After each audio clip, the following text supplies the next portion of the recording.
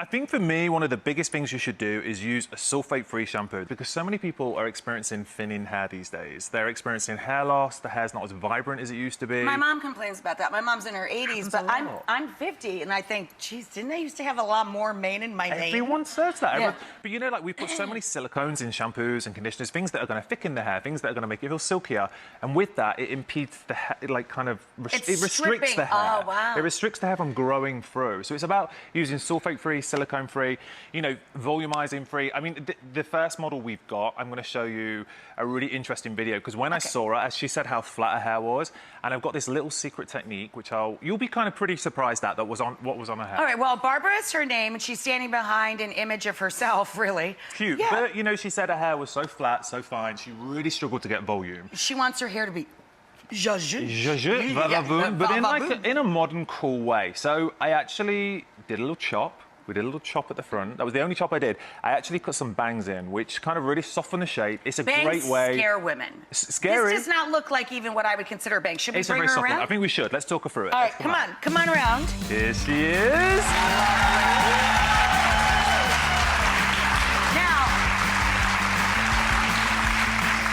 Now, Barbara, I don't even think that you have a bang. Like, I would consider that like a layer because it's long and pretty. Do you like that? Yeah, not scary. Not scary. Yeah. It was all about softening the face shape. When I pulled her hair forward, it was very long. We have B-roll of this. As you're heavy. talking, we can watch how you did this. Yeah, let's go through. Let's see the B-roll, guys.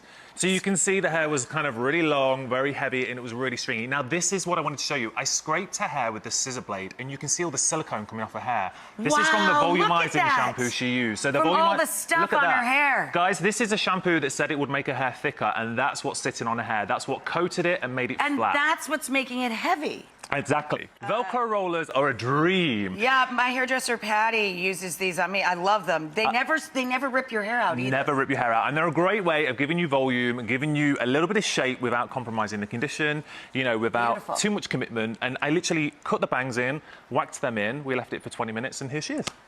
Gorgeous. Could you? Now, you know, my question is always, could I do this? Could you do that?